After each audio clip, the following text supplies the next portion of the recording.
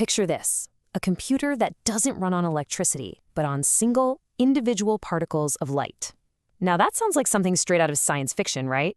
But it's the very real goal of one of the world's most secretive companies, PsiQuantum. And they're not just building a small one. They're aiming to build the planet's first utility-scale quantum computer.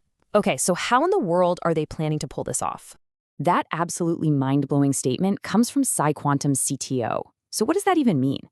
Well, in the quantum world, information is incredibly fragile. It can decohere, which is just a fancy way of saying it can fall apart or get scrambled in nanoseconds. But photons, particles of light, they're different. They can hold on to their quantum state for, and this is literal, billions of years. That makes them almost perfect for building a computer.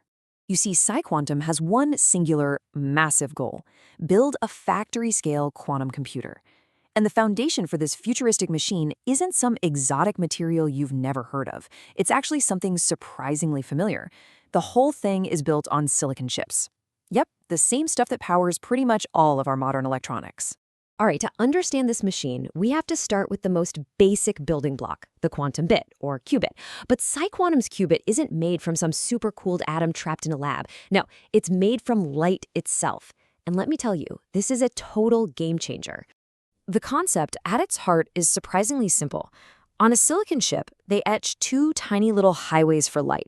Think of them as microscopic fiber optic cables. If a single photon travels down path A, we call that a 0. If it goes down path B, that's a 1. But because this is quantum mechanics, the photon can exist on both paths at the exact same time. That's superposition. And that right there, that's the qubit. So this really shows you the core difference. A classical bit, the kind in your phone, just uses electricity to be either on or off. A photonic qubit uses a single particle of light to take one path, the other, or a mind-bending combination of both. But the crucial part, the real genius here, is that they're both built on silicon. That means PsiQuantum can use all the manufacturing knowledge we've perfected over decades in the semiconductor industry.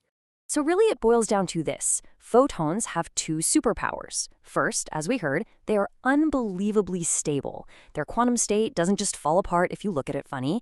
And second, they travel at the speed of light. Now this is absolutely essential, because to build a truly powerful computer, you can't just have one big chip. You have to connect hundreds, maybe thousands of them together. And light is pretty much the perfect way to do that. But using light isn't a free lunch. It creates its own set of absolutely monumental challenges.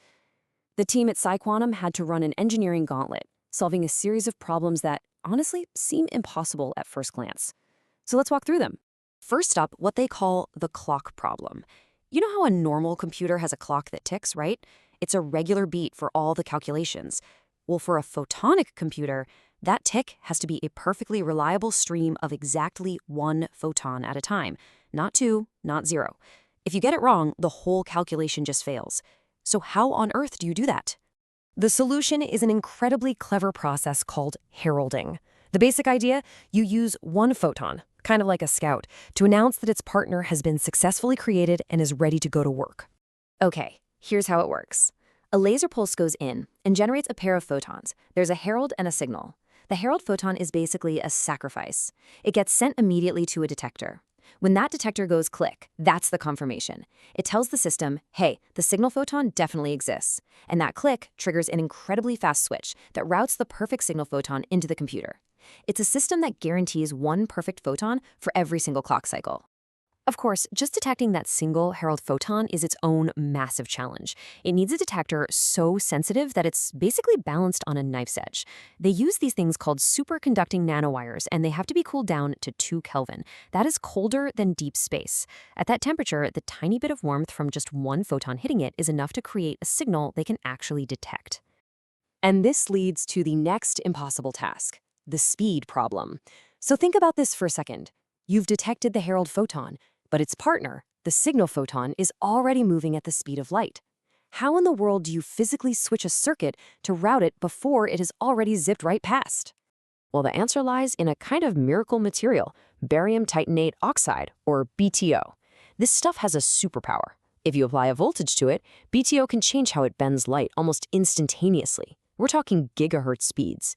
This allows PsiQuantum to reroute that signal photon in the tiny, tiny fraction of a second they have to work with. So they can create single photons and they can control them.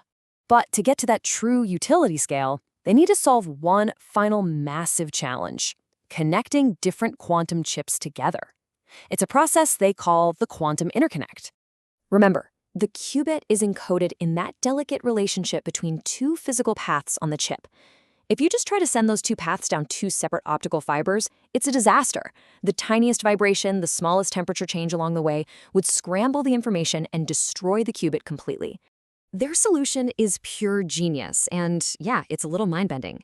They convert the qubit, so instead of being encoded in two different places, that's a spatial qubit, they encode it in two different moments in time on a single optical fiber. Think of it like this: the qubit becomes arriving early versus arriving late, or both at once. This time-bin qubit is incredibly robust because if the fiber gets jiggled, it affects both the early and late moments equally, and the quantum information is perfectly preserved.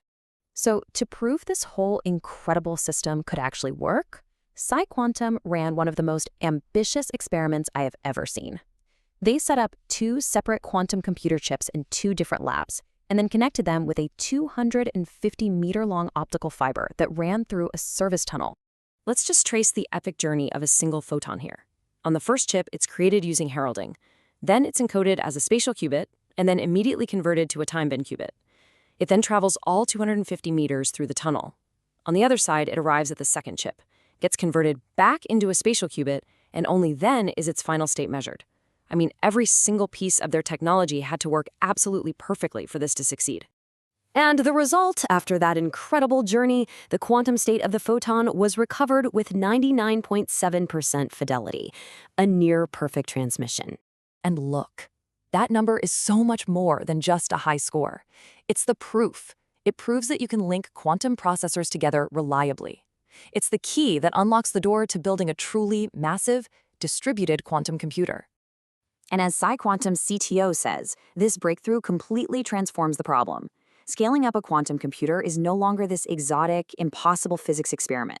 It becomes a much more familiar engineering challenge, a lot like scaling up a modern data center by just connecting more and more modules together with fiber optics. So with factory-scale facilities already under construction, PsiQuantum has really turned a series of impossible problems into a scalable engineering roadmap. And this leaves us with a pretty fascinating final question to think about. Are we actually watching the dawn of truly useful quantum computing happen right now?